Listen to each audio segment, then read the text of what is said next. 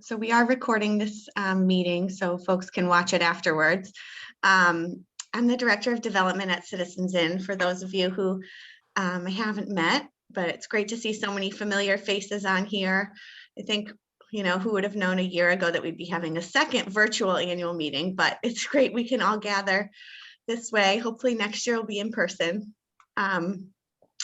So just some Zoom logistics. We're all pretty familiar with Zoom, but let's just remember, please keep your device on mute while the meeting's going on. And you can refer to the chat for some links throughout the meeting. I'll be putting in some resources, as well as our Mary Jane Lee Society list, which is our giving society for people who gave $1,000 or more last year. And we'll just be monitoring the chat if you have any questions throughout the meeting. Oops, someone else is in the waiting room. Sorry, it popped up. So we have a great agenda today. We're starting with Board of Directors inductions. Then we'll have an update on our audit results and our financial standing, as well as an organization update from Corey Jackson. Then we'll have a panel discussion focused on children's mental health, particularly in the context of the pandemic.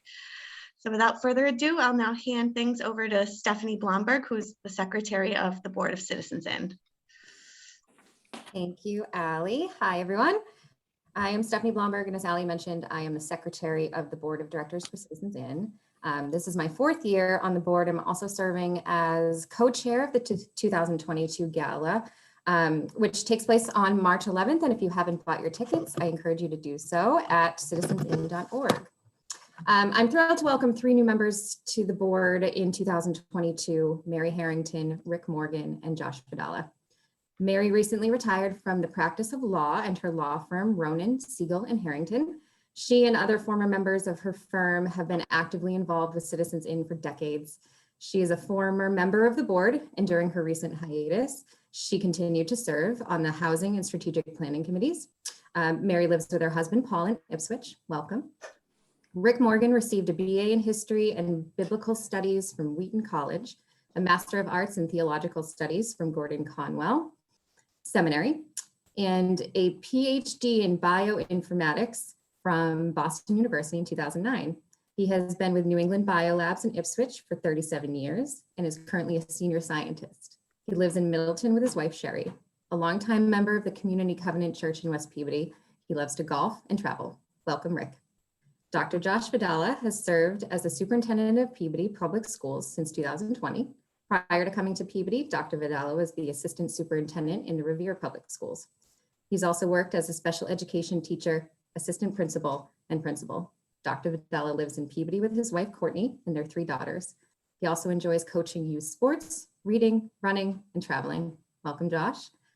Please join me in congratulating Mary, Rick, and Josh. Now, Steve VC will acknowledge our outgoing board members. Thank you, Stephanie. I'd like to acknowledge 3 board members who are exiting the board: Tom Holden, Ted Davis, and Herb Levine. Tom Holden, we all know the name of Holden Oil Filling Station, has served on our Gala, Housing and Planning committees throughout his time on the board. He was a critical leader during our branding change for citizens for adequate housing, offering valuable marketing advice, and that's we really drew on that at that time. Always committed to the community and willing to lend a hand, a sponsorship, and even a truck on a moment's notice whenever needed. Thank you for your commitment to Citizens Inn, Tom. We really appreciate it. Ted Davis of New England Biolabs has been a key leader in our growing corporate sponsorship and volunteerism at Citizens Inn. In addition to supporting our annual gala, he launched a program at Biolabs to bring different employees to the Haven Kitchen every month. This was critical to our volunteer program. That has been expanded to 2 groups a month and a lot of additional support throughout the year with our friends at Biolab. Always a scientist, Ted had a way of keeping us honest about the impact, statistics, and metrics, helping us to refine our unique value to the community. I just want to give you a thank you. Thank you to Ted.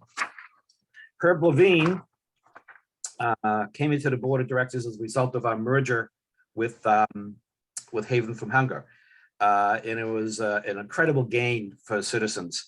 As the former superintendent of schools for Peabody, Herb's knowledge of administration, personnel matters, coupled with his strategic and visionary mindset, helped us tremendously in growing the mission of Citizens In during the time in the board. He worked on the governance committee and was critical as we embarked on the succession and transition plan throughout the organization. I'd like to add also that in particular, what Herb brought was this incredible network of people, and he was willing to share names and referrals and this and that. And that was really critical to adding to his commitment to citizens. So please join me in thanking Ted, Herb, and Tom for their service to citizens. Now, the past year also brought a devastating loss to our board member, Citizens In, most of all a friend, Sue Ann Rogel.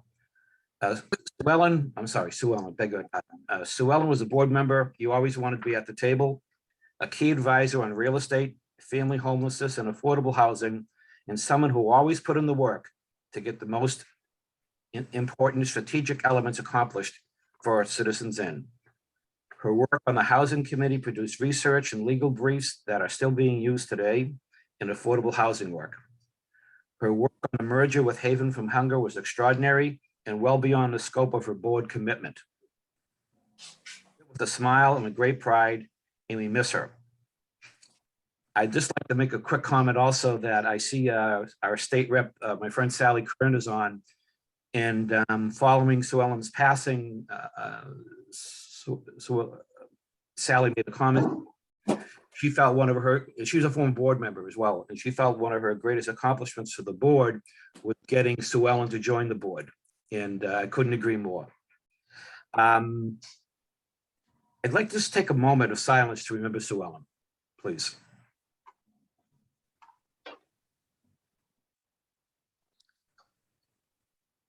Thank you. Finally, we have a change of offices. Steve Pettingill will become president of the board, replacing myself. Melanie Skane will continue to serve as vice president of the board. Stephanie Blumberg will continue to serve as secretary of the board. And Phil Noto will become the new treasurer, replacing Steve Pettingill. Melanie, may I have a motion to approve these board members? Yes. I make a motion to approve the board of directors as presented. Do I have a second? You have a second. All in favor? Aye. Aye. Okay, as you know, thank you, Melanie. As you know, by now, our executive director, Corey Jackson, has announced that he'll be leaving Citizens In effective July 1st. He'll be joining his wife's fundraising consulting firm, Sarah J. Consulting. Corey has spent 9 years as executive director of Citizens In, a tenure during which he led the organization through incredible growth. Corey's relationship with Citizens In began when he was a child, when he saw his neighbor, Mary Jane Lee, found Citizens for Adequate Housing. His father, Bill Jackson, served on the board during the formative years of the agency. And through this all, Corey has led Citizens In with a positive, entrepreneurial, compassionate spirit that is simply unparalleled. Corey has the ability,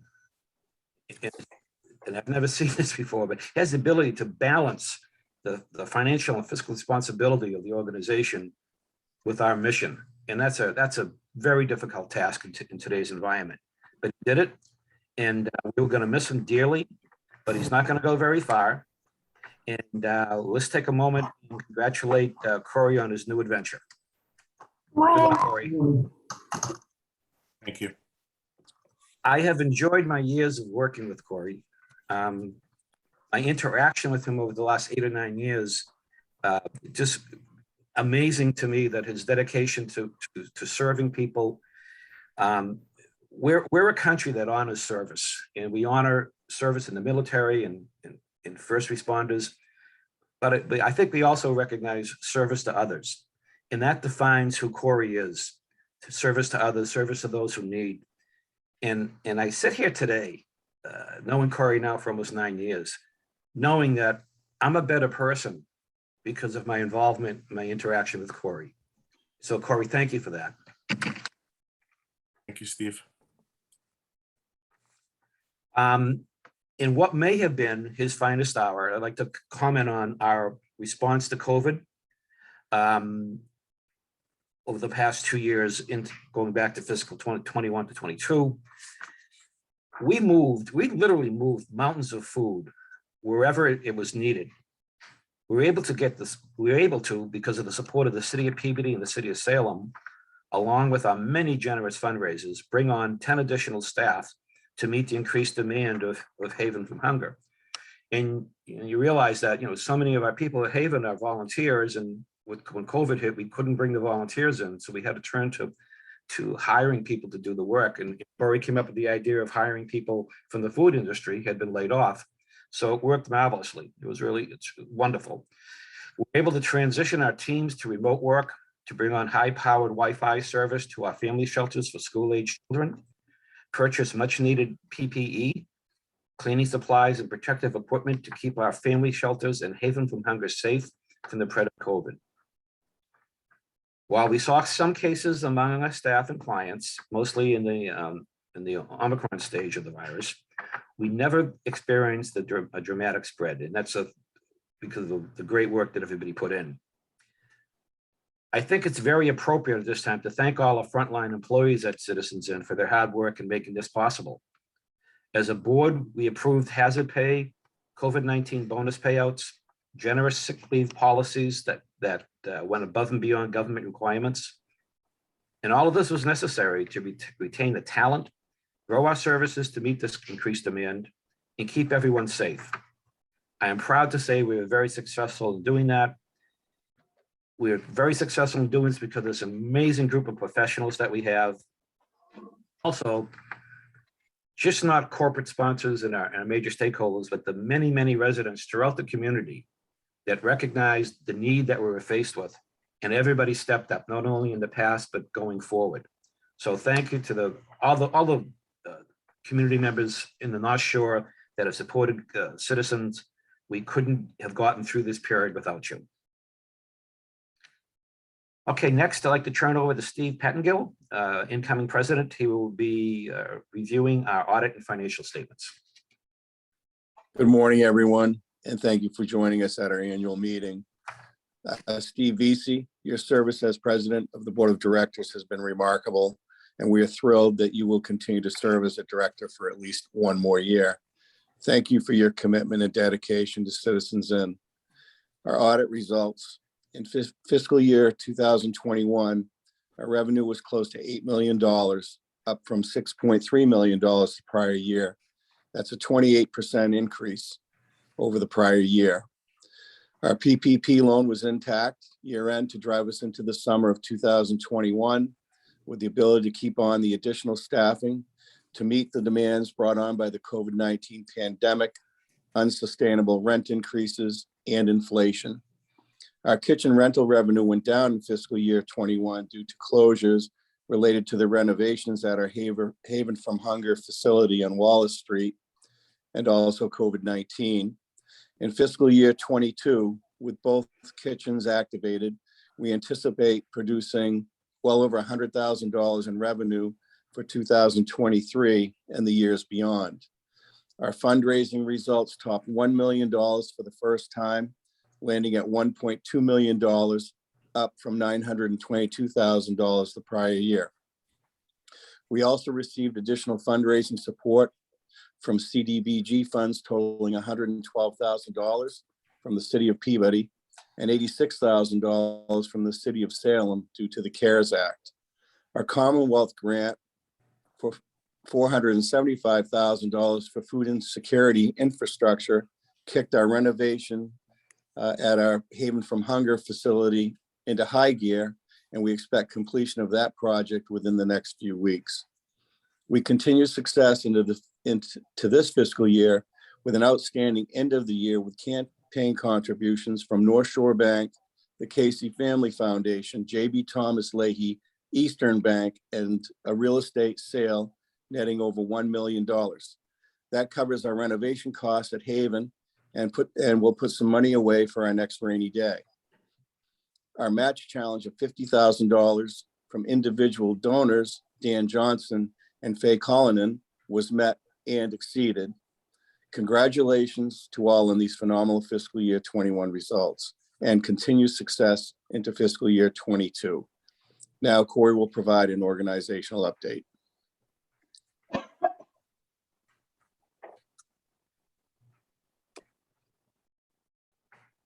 Figures, I'm the one who forgets to unmute. Thank you so much for that great update, and thank you, Steve, for your Steve Vesey, for your kind words. I just can't believe what an incredible few years we've had. It's been hard, but we've met every challenge, and it really is a testament to every single block on the screen, whether you're a supporter, a volunteer, a board member, a staff, a member of our important staff, a partner in our work. Everyone has had something to do with it. Just wanted to take a second to recognize some of the great supporters in our public space that have joined us today. I know I saw Mayor's Kim Driscoll from Salem, Massachusetts. Thank you, Kim. And our Mayor Edward Betancourt from Peabody, I believe, also has joined us. Thank you for joining us. Senator Lovely, thank you so much for being here. Representative Cairns, thank you for being here. I also see Mary from the Office of Senator Lovely, thank you. I see Councilor Stephanie Blomberg, I see Councilor Stephanie Peach. Didn't mean to promote you, Stephanie Blomberg. Stephanie Peach, thank you for being here. Let's see. I see Carrie Murphy from the City of Salem. Thank you for being here. I see Rosa from the Office of Representative Tucker. Thank you for being here. Who did I Catherine miss? McGee from the Office of Representative Kearns. Thank you very much. Did I miss anyone? I'm sorry, it's hard to do this on Zoom without seeing all of your faces in the room. All right, wonderful. Thank you all for being here. So just to give you a brief update, as you know, our Into Opportunity comprehensive campaign is underway and off to an amazing start. We launched our public phase in October, at which point we were at 51% of the way to our goal, and we are now already over 65% towards our 7.4 million. So congratulations to the team here and everyone that has supported this really important campaign. One of our key priorities of the campaign is the Haven from Hunger renovation, which I am thrilled to say is just about complete. The vision and primary goal of this renovated space is to build equity through access to health, education, and other social services that will address the root cause of food insecurity. Nothing has exposed this more than the COVID-19 pandemic. We have our first steps already underway. We've done some great work on digital equity with the help of ECCF, Comcast, and Verizon. A lift zone has been installed at Haven from Hunger, which will provide high-speed Wi-Fi access to all of our participants in our resource center and anyone that needs to use it in the local area. We'll have Verizon hotspots going out with all of our families that are exiting shelter into permanent housing so that their access does not get shut off when they leave our buildings and go to their new apartment. They'll have a nice way to plug that gap, make sure they still have access to all the important things that you need access to these days. So that's really exciting that we've been able to do that. On our homelessness prevention, our team is going to start holding office hours on Tuesday and Wednesday in the resource center beginning in March, possibly sooner. So that's also a very exciting development that will be able to provide those in housing crisis a little bit more help as they're accessing Haven from Hunger services. We still have critical infrastructure to upgrade, including our family shelter property at 29 Holton. We need the community's help in understanding family homelessness as our safety net as a priority to bring them to full stability in their lives. We need to do this work in dignified space, and we'll be calling on our community to find ways to help us get this building renovated. Another key campaign priority is our programming in shelter, which includes our children's enrichment program. Over the past year, we have built this program back up from the COVID-19 kind of closure. We hired our clinical licensed social worker, Maureen Fiore, as our children's services coordinator. She brings with her a wealth of knowledge and over 30 years experience. This is a perfect segue into the next part of our program, as you will see the importance of having a strategic focus on the children in our shelters. So let's get to it. We have three amazing panelists today who are local experts in the area of children's mental health. Maureen Fiore, licensed clinical social worker, and is the Children's Services Coordinator at Citizens Inn. Just gonna spotlight you guys as I bring you up. Cara Migliozzi, Masters of Ed in is the guidance counselor at the Welch School in Peabody. Let me try to find Cara. Sorry, I should have had someone else doing this. Here you are. There's Cara. And Jade Palazzola, MS LSW, and is the social services manager at Pathways for Children. Jade. I'm gonna add Jade to the screen here, all right? And then I guess I should spotlight myself too. All right, so here's our panel. So you've got family shelter, we've got the local elementary school where a lot of our kids attend, and we have our Head Start program for the region in Pathways for Children. And it's just so great. Thank you, all three of you, for being here. Just if you could all come off mute. Jade, you're on mute too. Yeah, there you go. All right, great. So thank you so much for being here. As we go through this, we'd like you to put any questions you have in the chat, and we'll get, if we have some time at the end of this, we'll get to those. All right. All right, maybe we'll start. Just could you introduce yourself and give us a little bit about your role as it applies to our topic today of well-being for children, you know, moving forward. Maureen, could you start? Sure. Good morning, everyone. My name is Maureen Fiore, and I'm the Children's Services Coordinator for Citizens Inn. Basically, that means that I'm responsible for children's and parents programming at the family shelter. My primary role, in which one I take a lot of pride in, is helping to strengthen and support family relationships in the family unit through our parenting education programs, our activities in our children's enrichment room, resources and referrals. Great. Jade? Hi, I'm Jade Palazzola. I'm the Social Services Manager for Early Head Start and Head Start at Pathways for Children in the North Shore Cape Ann region. I supervise teams in our Gloucester, Beverly, and Salem centers. We really work as in a family advocacy role with wraparound services provided for every family with children 0 to 5, based around development. Financial impact is really our biggest thing that Head Start wants us to focus on.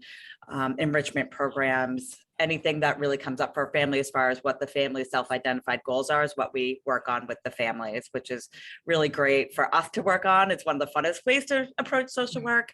So anything the family identifies as a need is what we focus on with the family.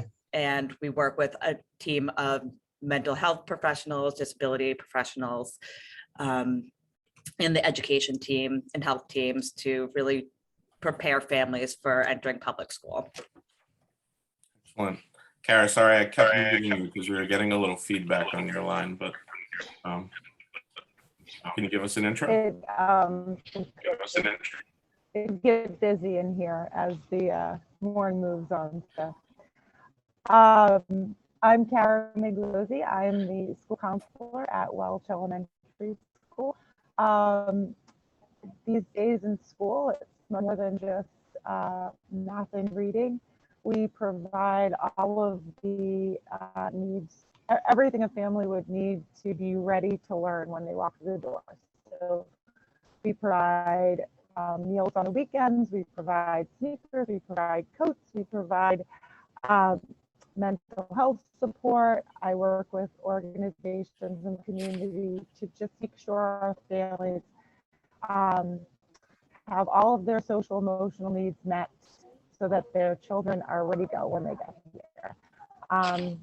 So a lot of my work has to do with connecting with social service agencies and connecting with mental health supports and bringing them into school so that they're easy to access for our families and everyone has what they need. Great, thank you. So, you know, we're all very concerned about the kids. I think that's a kind of a common theme we're seeing across the board, right? As we're thinking about February 28th and getting those masks off in some cases in some school districts and just what that means. But like, what else are you seeing in your work right now? You know, what are you noticing as you approach your work? What are the biggest challenges you are seeing? Maybe start with Jade. Sure. So I think, well, not I think, but if we reopened in Gloucester, which is our full year program, in June of 2020. So we reopened as soon as we could. This school year has definitely been our most challenging so far. And a lot of that is we enrolled a lot of younger kids. So we enrolled a lot of 3-year-olds this year. And if you think about 0 to 5 child development, these children, and, you know, just looking at that Maslow hierarchy of needs, these children, you know, haven't been to library playgroups. They haven't been socialized with other children. Children this age develop through nonverbals. They develop through touch. They develop through parallel play. And a lot of these children haven't really experienced that. So we are seeing just a very big difference in the way that these children have developed. So overall, we're seeing just more overall global delays throughout this kind of 0 to 3 age group, which is overall concerning, where our referrals to IEP and EI services are probably triple what they would be in a typical year. So that's obviously overall concerning from what we're seeing. Behavioral concerns are much higher than we would see in a typical year. Those of you that are familiar with ACE scores, you really have to think about anybody in this pandemic, regardless if you're, you know, 0 to 5 or any of us. You have to consider that that's going to contribute to your ACE score. So it is you have to consider that every person has experienced a traumatic event, and that is going to impact your health, your mental health, and your development. So we're really starting to see the impact of that much more clearly through development and mental health and children's ability to attend. Yeah. Maureen, how does that relate to what you're seeing in the shelter scenario? Well, we're seeing a lot of the similar. I can relate to what Jade and Kara had mentioned earlier, but you know, with our families, as things are reopening, keeping parents informed and what's happening, I think it's a little more challenging for children in our environment, in families, because regulations keep changing.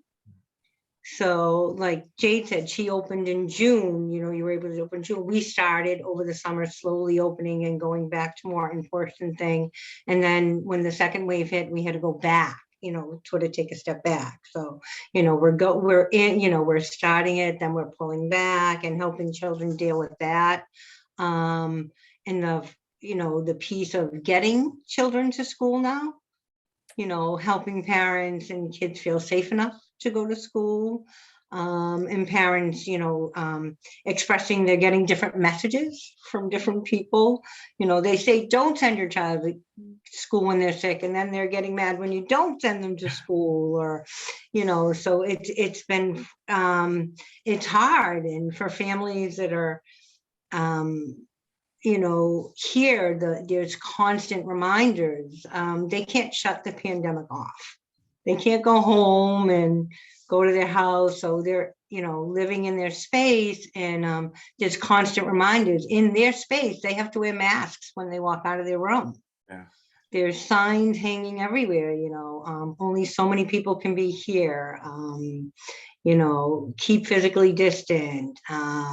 You can only talk to the doors in the office, physical partition. So I think it's just constant reminders. And when you said it's, we've all experienced traumatic events, I think one of the most positive things I've seen that's happened from the pandemic is people now are talking about mental health, because it's impacting all of us. Yeah. We're all, and people are feeling some sort of way. For sure. Yeah. Maureen, I mean, Jade talked about sort of the 0 to 5. Can you give people on this call just a sense of the age range that we have in shelter? We have 0 to probably 15 right now. Most of our children and most of the children throughout the pandemic have been on the younger side. So again, Jade, it speaks to having children ready to go, because families are isolated in their rooms. Being able to assess wellness of families was a little difficult for us. If you ask somebody, how are you doing? They're going to say fine. That's the thing too. It's, we've done our home visits virtually for the Right. last 2 years. I mean, the same thing, a lot of, DCF has been mostly virtual, except for very emergency visits. It's really hard to assess families. There's, I also do, I'm a nurturing program facilitator. We did that, and a lot of the parents that attend these are called or take these classes. And as a facilitator doing them virtually, that it wasn't the same quality of, we're back in person, but it's just a whole different assessment of really understanding what environment people are in when you're not face to face with them. Or if you're not seeing kind of the global idea of how these kids are really doing, think Right. back to the quarantine when, early intervention was having to do virtual services with, 0 to 3-year-olds, it's wild. Just great segue to Kara and the Welch School and sort of that age 5 and readiness. And what are you seeing, from the school perspective about, these younger kids and what they've been through? Yeah, thinking about that our current second graders have never had a normal school year. It's such an impact on their language development, just having to wear a mask. We have lots of families from Brazil and Dominican Republic and Puerto Rico where English is their first language. And trying to teach kids how to speak English with a mask on is really difficult. And just our little kids who are trying to learn their letter sounds. So something as simple, things that we think are just normal parts of development are being delayed. And the social piece is we haven't been able to work in groups and touch the same blocks and do those kind of problem solving activities together. So those kind of things have been difficult just as educators. And then you see all of the anxieties, the same things that everyone else is seeing. Parents getting misinformation or not understanding, and trying to get those messages out in multiple languages has been difficult. Also, just because we have so many families from other places, their ability to see their own family and to travel, or we have families moving from different countries and just getting them the resources they need. All the things have been great impacted. I will say, I feel lucky that we're in PVD because we have some sense of normalcy. We started the school year hybrid last year, and so for a lot of our families, school is their safe place. So they were able to come in and have some normalcy for most of the time. And then we're quick to get them back in for full day. And we also offer the PPD prep. So if families are feeling unsafe being in school, there is a virtual option for them. So I do feel proud to be part of that, where we're kind of giving families lots of options for what they need. And as a school, like I was saying in my introduction, we really try to provide everything that families need to feel safe here and prepared. So that's just continued at an even higher level, where we're just kind of bringing in more mental health support, reaching out to more community resources to make sure that everyone has what they need. Yeah, thank you. Sorry, your internet connection's a little tough, but we're getting most of it. But we're gonna have to upgrade the Josh, where's Dr. Vidala? We have to upgrade the Wi-Fi at Welch School in the renovation. If my internet isn't Ron, good, thanks, I Corey. might be able to move to a different spot in the building. Will somebody let me know? Yeah, sorry, Kara. That's all great. I think it's on all of our minds. And it's been on all of our minds the entire pandemic. Oops, what's going on? Renovation. All right. So if anybody's not on mute, please mute. So just following on that and sort of all of what you're seeing as challenges, a lot of folks on this call either have kids or there are kids in their life somewhere, or they're involved with us as volunteers in some way. And, what are the signs that folks should be looking for or be concerned about? What are we seeing that is popping up a little bit more now? I can start, Corey. I think with children, they're not going to sit down and tell us, especially young children, I'm having problems. So children communicate how they're feeling through their behaviors. And different children at different ages will let you know. So I just want to take a step back and, being mentally healthy for a child during childhood means reaching developmental and emotional milestones, and learning healthy social emotional skills and being able to cope when there are problems. So it becomes a problem when the changes or your child's behavior becomes persistent over time. As you see problems getting worse, all children experience fussiness, excessive crying, tantrums. It's when those problems persist and they interfere with their daily ability to go to school, interact with other children, be in daycare. So I think it's a lot about being in tune with our children, knowing what they can do when, and when we see these behaviors, monitoring them and saying, well, this isn't going away. He's always crying at this time. Change is really hard for him right now. So, and I'm a huge proponent of being proactive. So I think the earlier we can identify something, we have the best results or the best outcomes, because different behaviors aren't a result of what's going on. So if a child's struggling with something, it doesn't develop into something else. I know Jade and Kara had mentioned reaching out to other professionals. There's a lot of information out there for parents, sometimes too much, and it can be really overwhelming to navigate. Even when I was preparing for this meeting, I'm like, oh, there's just so much. How do you, break it down? But, in general, knowing our kids and knowing their ages and being in tune with the sign, what they're showing.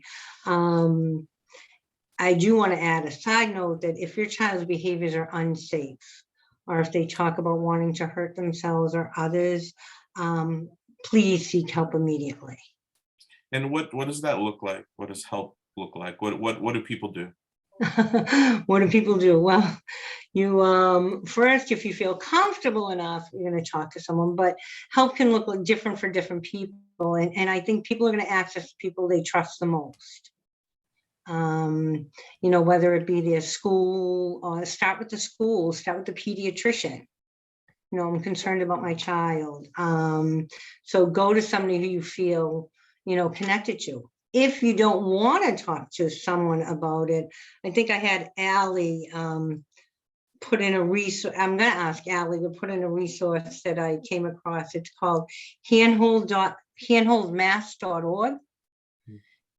It's a website that was designed by parents and professionals to help families with this navigation. It's hard for professionals to navigate the system. You know, where to go, what to get for help, who has openings, what agency would be appropriate, who takes this information, this insurance. But this particular resource I like because it sort of walks you through it, you know, what to look for, when to look for, and then provides all these resources and things to support families with their mental health.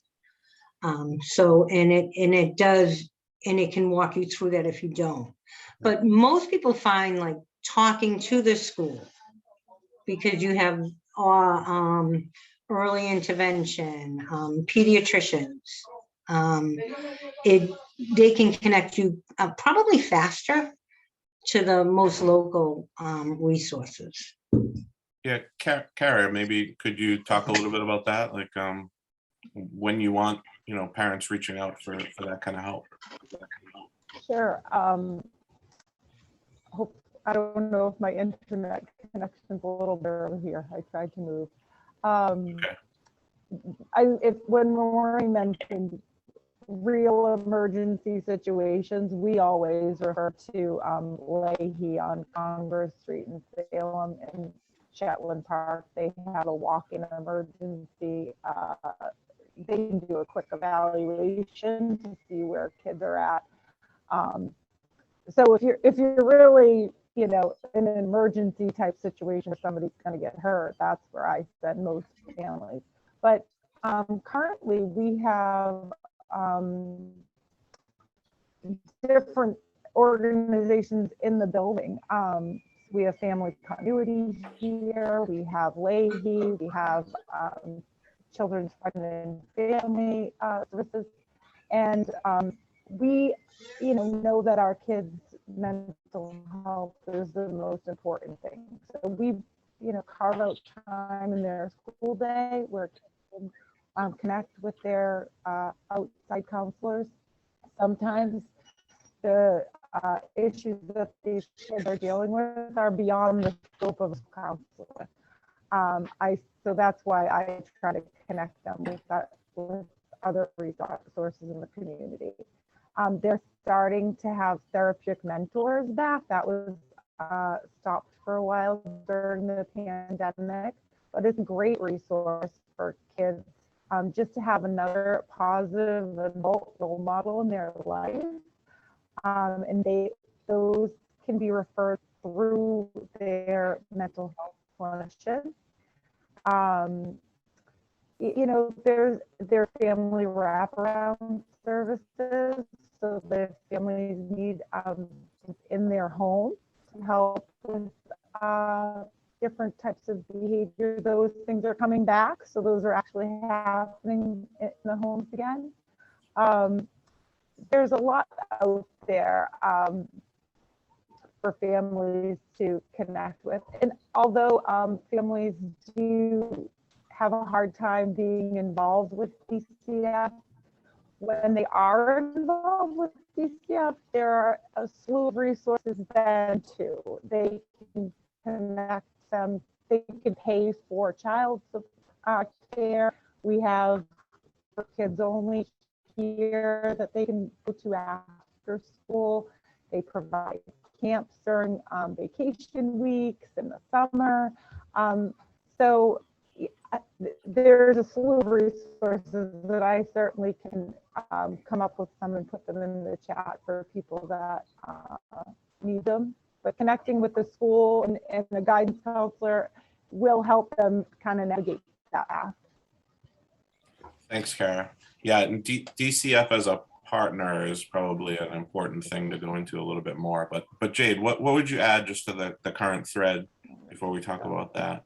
Maureen totally stole my answer on the 0 to 5. But I Sorry. will, I know, you did it so eloquently and wonderfully. I do think that a big piece of this too is, as parents, we definitely need to have some self-awareness of our own mental health and our parenting skills, because as a parent, I know that this has been really, really challenging overall, as far as having the pandemic and having children during the pandemic. And talking about kind of the emergency services and the impact this has had on teens and preteens, there's been a huge increase in self-harm behavior, a huge increase in inpatient for teens needing to access mental health services that haven't accessed them before, and parents having to navigate this that have never navigated before. I was up on Congress Street with my 13-year-old 2 weeks ago. It is most wait lists are closed, if not over a year, for therapy. I think as parents, we need to not be afraid to wave the white flag on getting our children help. Our schools are a great resource, making sure that you're not afraid to advocate for your child, regardless of how old they are. Call the school, say, you know, my kid needs a 504, they need counseling twice a week while they're on a wait list. They need, what can you do to support them? Whether your kid's at a preschool or whether your kid is in a public school, you know, making sure that somebody's keeping an eye on their mental health safety, much like you would make sure that if they had a food allergy, that they're safe that way too. Yeah. Corey, can I just add one thing about children needing that care? I think because we have some change makers on the call here today, there, you know, there is a struggle, and there are beds needed for children. We've had a few incidents, even we've experienced here at the shelters, where children did need hospitalizations and had to wait. Yeah. And wait weeks for this. And sometimes situations are very toxic, and it doesn't benefit, you know, it just, it doesn't help the child who's experiencing the symptoms or the family members around him. So that has been, that's been challenging. And again, Jade, wait lists are everywhere. Yes. I mean, I think agencies are trying to prioritize. It's sort of not linear. It's like based on need. But the needs are high, and you're right. We need to advocate for our children to say, this is what's needed. And I mean, during the pandemic, our field has shrunk by 25 to 40%. Right. So that doesn't help either. Access to multilingual clinicians doesn't really exist. So there's also that piece of it as well. So, you know, it's really challenging to access a lot of these services too. So I know that Kara had mentioned that they have a lot of services on site as well. We offer a lot of therapeutic and enrichment services on site. When I was doing an analysis of the referrals that we're doing, we're kind of having to kind of waitlist refer to more therapeutic things rather than, you know, kind of waiting for clinical services to fall into place, which is helping, but it's kind of getting creative around what we can access now. Kara, did you want to add?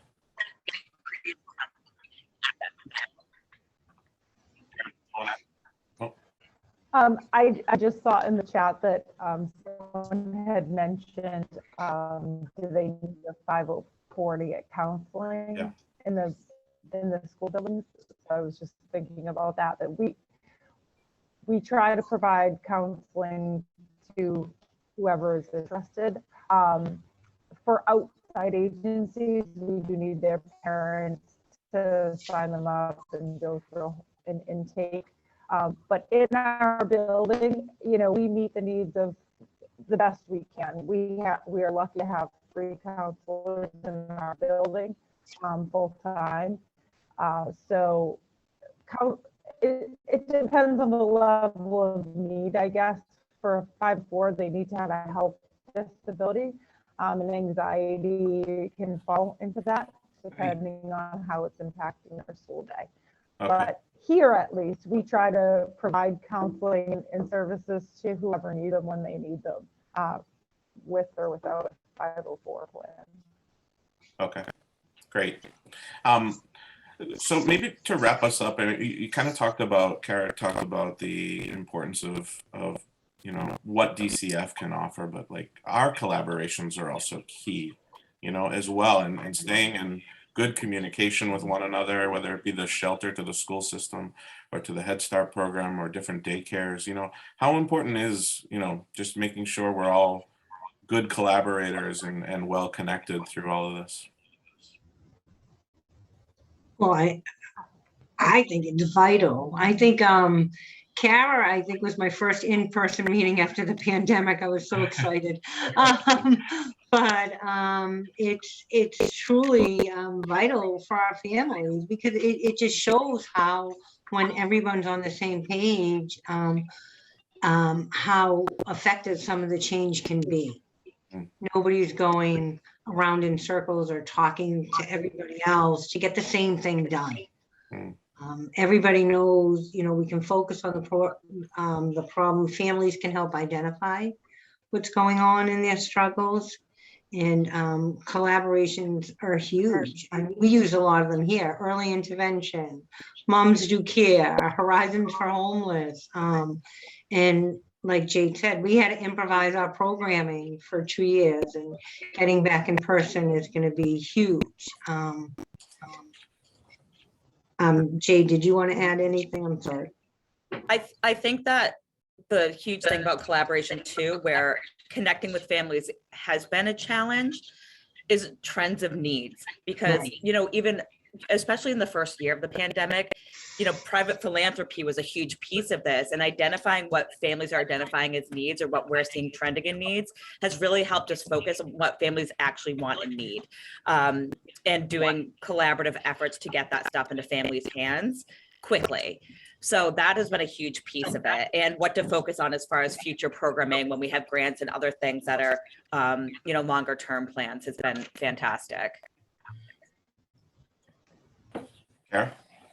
I would also add that, you know, the collaboration that Maureen and I at the beginning of the school year was great. We were able to identify who we were both working with, and then we didn't then both put in referrals for the same thing. You know, we could identify what the families already had in place, and then where the gaps were. You know, we're also working with the attendance office, for that Maureen knows coming to school, who isn't coming to school, so maybe they need more support in the area around transportation, whatever it is. But because the wait lists are so long, it's nice to have, you know, if Maureen has it covered, then I'll take on something else. Yeah. So I hope that continues, that we can meet at the beginning of the school year, kind of go through who we have in common, and continue to work together to get resources that we need. Definitely. Those are the good parts of the pandemic, right? Yeah. Those systems that we put into place. Exactly. I just want to thank all of you for everything you do, for our kids, for our organizations. I always say Peabody is one of those places that just collaborates, and we get it done. And I know, Jade, you're probably you're in Gloucester or Beverly? Today I'm in Beverly. But we're treating, you're the Head Start program for Peabody, so you know you're an honorary Peabody member today. We're working on sneaking in there. Hope so. We want you back. Absolutely. It's our huge goal. Huge goal, Pathways for Children, some Peabody space. The mayor's on, the superintendent's on. We're gonna work on this for you guys. But just thank you so much for your incredible work, your incredible collaboration, for staying in touch with one another, and just building a great system to support our children through what they're going through right now.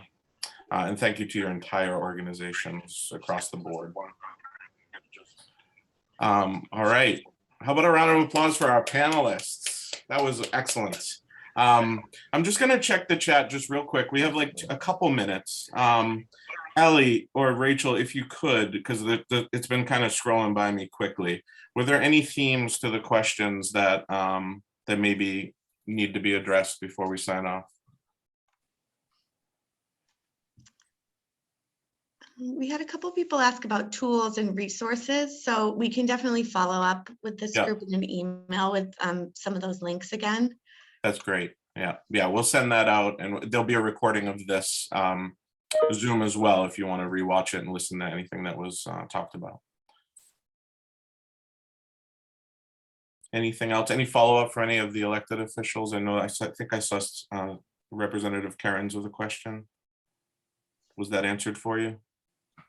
Just wanting to thank you, extraordinary insight that you've all shared. So thank you very much. Just, we appropriated significant funding for behavioral health, and there's a larger behavioral health bill coming. The Senate has done it, as Senator Lovely would tell us. I want to know that what we've appropriated is getting to all of you. Do you feel that the resources are that your capacity to increase, or the resources you need to increase your capacity, are you getting that? And I don't know if it's even a better question, like for you, Corey, or for the mayor, Kara, as right there in a school. Are you able to access it? Do you all feel like, geez, where's the help for the mental health, behavioral health? I mean, I'll let them speak, but from our perspective, it just seems like like she said, 25% of the profession has gone away. People doing this work are not available. Yeah. So I think what we're seeing across the board is a labor crisis. For sure. I know, I've been on calls with, different community needs assessments from all the hospitals. They're all crying the same thing. Absolutely. Yeah, so I don't know what the answer is, but it's definitely a labor shortage from my view. I don't know what you guys would say. Are you feeling the resources coming your way, or is it? I have to post a couple openings probably within a week or two. I would be surprised if I had them hired by next school year. Yeah. So it's not funds, it's employees who are ready. A lot of our funding is federal, but I would still be surprised. We've, in our conversations with Leahy on the emergency room boarding crisis, labor, it's not a matter of beds, it's a matter of qualified, trained staff. So that's going to be a component of the behavioral health initiative. And I don't know if Senator Lovely wants to speak to that more fully, but okay, thank you. I hear you. Good to know. Thank you, Sally. Yeah, I would just quickly add that the Senate did take up our second mental health bill late last fall. It's in the House, and we are seeing a severe shortage of clinicians, and this is to ease more clinicians into the workspace with credentialing and loan repayments, and just really to incentivize people to go into this workspace so that they're available. But you're absolutely right. That's what we're seeing is a real shortage, while we're also seeing this huge increase in need. Okay, thank you. Josh, did you have something? Sure, I'd love to weigh in too, and Senator Lovely and Representative Kearns. We really appreciate all of the support that we've gotten from the legislation in this area. It is a capacity issue. We've hired a number of additional counselors in our schools, school psychologists, BCBAs, and we still don't have the capacity. And so part of it is a capacity issue from the employment side. We can't find people to do some of the jobs. We still have a couple open school psychologist positions that we're still looking to hire. I think the other piece of it, though, is sort of if there are any barriers that we have to collaboration and sharing information and making those connections. So there are many things that the schools can handle on the forefront. We're the first people that the families see, and we have trusted relationships. Those referrals outside of our organization are a big struggle for us. And so if there are ways to connect us with the healthcare providers and, maybe prevent some of those barriers or take down some of those barriers for the referrals, because we can't handle everything in the school department. So we can handle a continuum of services. And once the needs exceed what we can do in the schools, having those options outside of the schools would be extremely helpful. And that's where we run into it. We're seeing a huge increase in, I know somebody on the call mentioned that children communicate through their behaviors, and we're seeing behavioral outbursts like we've never seen at the younger ages, and we talked to the DA's office about this as well. We're seeing a significant need from families and from students, and they're manifesting in these outbursts and things because the kids don't know what they're experiencing, and we really have no place to go. So kids are ending up in the emergency room. They're waiting in ERs for days and sometimes weeks until they can get services. So I think the options are the biggest challenge, but we certainly appreciate all the work that the legislators have done, and we want to continue to advocate for just the awareness and the outreach that you're all doing. So thank you so much. Thank you, Dr. Vidal. Thank you. Great. Yeah, thank you all for those questions and for that follow-up. Great. I'm going to let the panelists go. Thank you very much. I'm just going to remove your spotlights here. Really appreciate you guys joining us today for that important discussion. All right, I'm going to go back to gallery view here. Let's see. So we're going to move into the final piece of our agenda, and I'm going to bring back Allie, if I can find you. There you are. We're going to bring back Allie. There we go. All right, take it away. Hello, all right. So I just want to call out that we put the Mary Jane Lee Society list in the chat. If you scroll up, and I think Rachel might put it back. This recognizes our most generous donors of 2021 who gave $1,000 or more throughout the year. So just a big thank you to these leadership supporters. I'm now thrilled to present the Corporate Partner of the Year Award on behalf of everyone at Citizens Inn. We're presenting it this year to the Greater Boston Food Bank. Here to accept the award are Jonathan Tatro, Vice President of Community Impact, and Cheryl Shondick, who is Executive Vice President of Operations. So thank you both for joining us. Haven from Hunger receives all of its food except for a small portion of purchased dairy from in-kind donations. About 40% of our food rescue partners is where the food comes from, and the other 60% is from the Greater Boston Food Bank.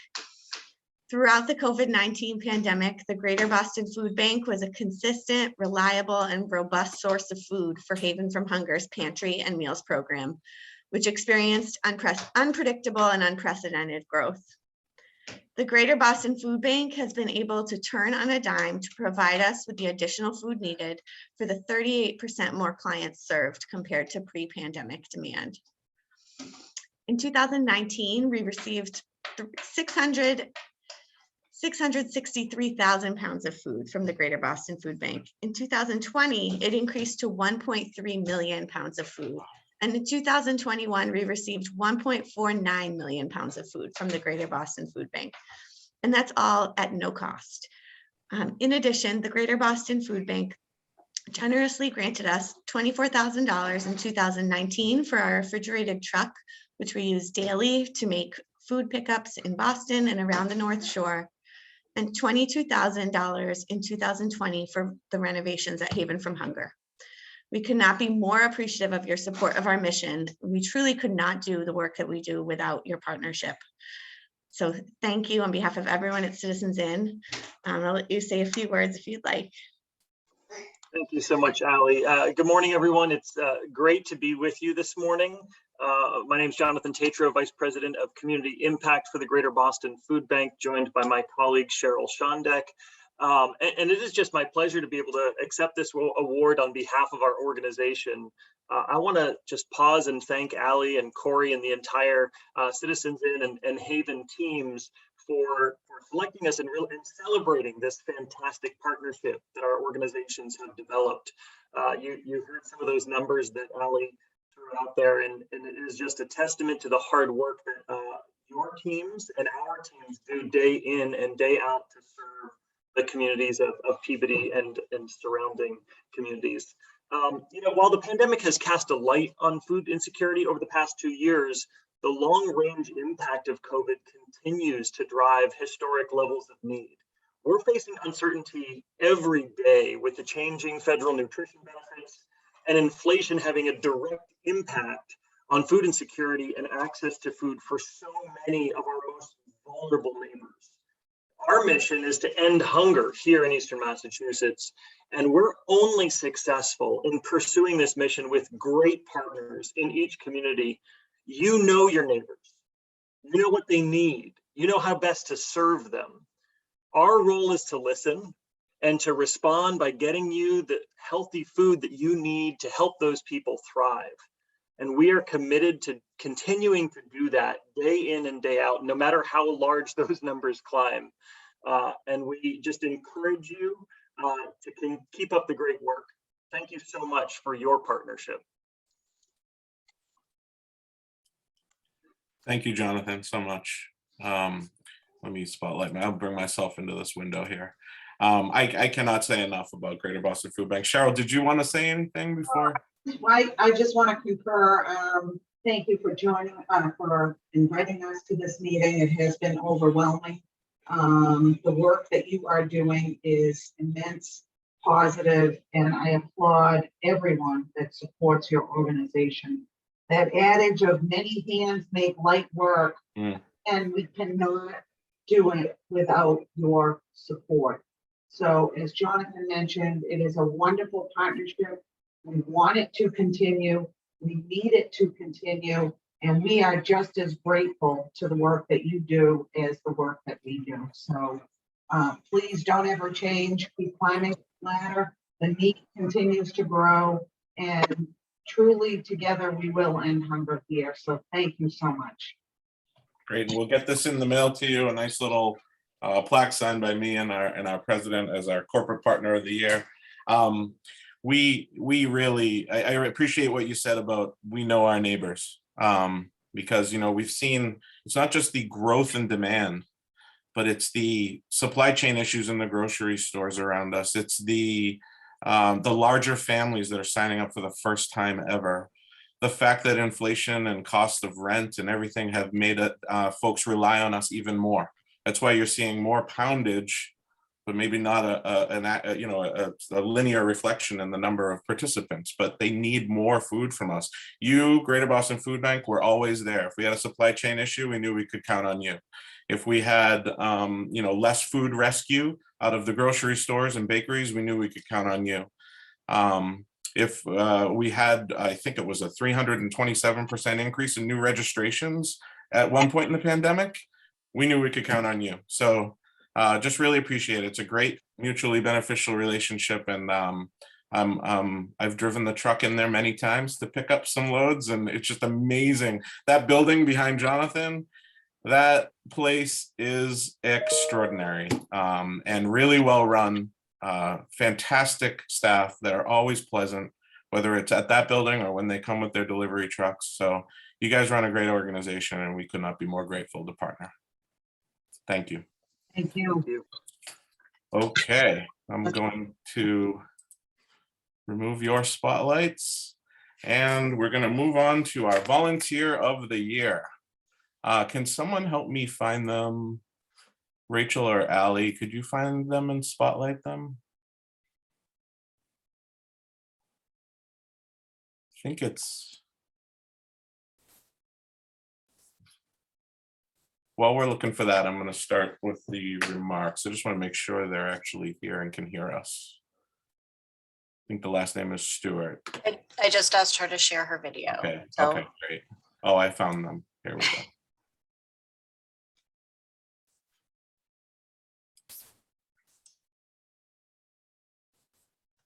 Eugene or Ginny. Eugene or Ginny, are you there? Can you, oh, here we go. Here we go. Here we are. All right. You're also on mute. I'm going to ask you to unmute so that we can hear you if you want to say anything. So I am excited to present Volunteer of the Year the award to Ginny Stewart. Ginny has been volunteering with Haven from Hunger long before the merger with Citizens Inn. She remembers helping the Masons in the basement with their food pantry beginning 35 years ago. She has assisted in the pantry in various ways, sorting produce, passing out meat and dairy, stocking shelves, and being an overall joy and smiling presence to clients and volunteers alike. Ginny and her family are no stranger to difficult times. From her house fire a couple of years back to her family's bout with COVID in the early months of 2020, Ginny has always returned as quick as she could to volunteer at Haven. She tells others that Haven feels like a second family to her, and that she misses it when she can't come and see her friends and family to make a difference to others. She has been known to say, "It puts all my stuff in perspective." Over this past year, Ginny has been a champion of our bread sorting and donation to the dairy cows on Buxton Street. Ginny's kind heart and say yes attitude have been vital to the morale at Haven, especially during these times. Ginny has and continues to put in 6 to 8 hours a day, 2 days a week at Haven. She enjoys cooking in the kitchen with Brienne, chopping potatoes or onions, and packaging the to-go meals with fervor and love. We are thrilled to nominate Ginny for Volunteer of the Year, as her love and joy come through every day. Brienne Jers, Program Director of Community Engagement, says, "The days that Ginny is on the schedule are some of the best days. I know that the meal I prepare alongside Ginny will be bursting with love, just like your grandmother would pour into it. Ginny is strong, steadfast, and eager to please, and she makes me want to be that good of a person for her and for others." How about some applause for our Volunteer of the Year, Ginny Stewart? Ginny, would you like to say anything? Good morning, Haven. How can I thank all of you for this unbelievable award? This is something I'll cherish for a long time. I also want to acknowledge and thank Katie, Freanne, Danny, and all the staff and all the volunteers. Haven would not be Haven without all of you. Thank you. Thank you, Ginny. I brought Kate and Thank you, Brienne onto Ginny. the screen. I felt it appropriate. Do you guys want to say anything? Oh, yes. Boy, I could speak for an hour about Ginny. And I just wanted to say that there aren't many folks that just show up and get it done without any questions asked. The dedication to her community is extraordinary. Her attitude is inspiring. She is an absolute treasure. And, you know, particularly early in the pandemic when it was really tough, she showed up and she got things done that we needed to get done to execute mission. And she's continued. And I think what's really significant too is that she is the face of the continuity of this organization through decades. And so her sense of history is really just a treasure for us and for the organization. And that she works alongside people of all different ages and abilities and treats everybody as if they were a family member, really reinforces the culture that we worked so hard to build. And we could not be more grateful for her service and her attitude and just her.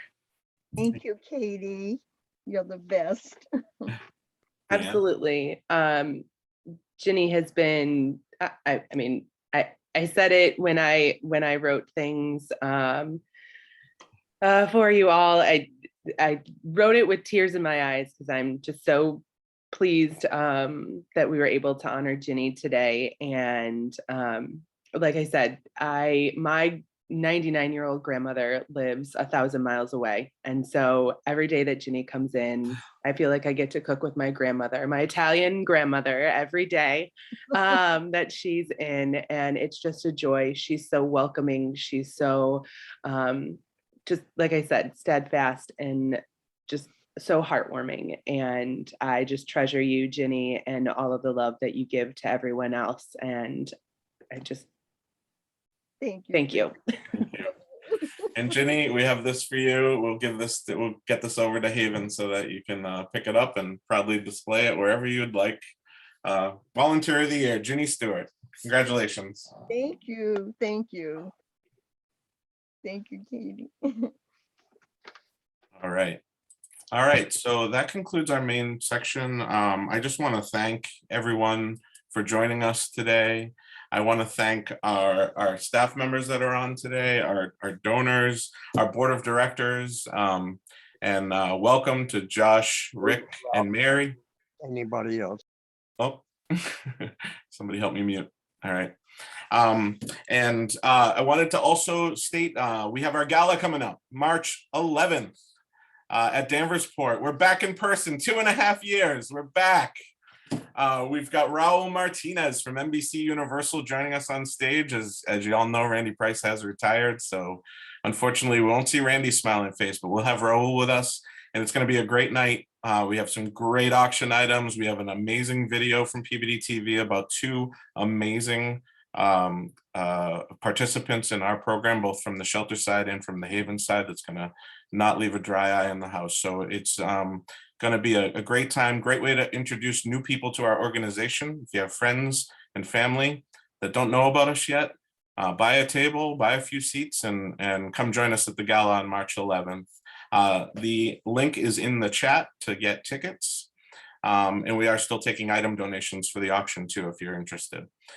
All right, if you want to volunteer with us, volunteer at citizensin.org. That goes direct to Brianne Jers, and she will put you to work. We have a lot of need for volunteers still. Pre-pandemic levels were very high, and we still are not back to normal. So please, if you can find any time in your schedule, the days that we're open, Monday, Tuesday, Thursday, Friday, send an email over to volunteer@citizensin.org and come over and help us out. Bring your staff. It's a great team building exercise, great way to reconnect with some colleagues after you've been remote for so long. Great faith-based group organizations, other organizations you're involved with, bring them by. It's a wonderful opportunity to do something together for our community. So thank you again, and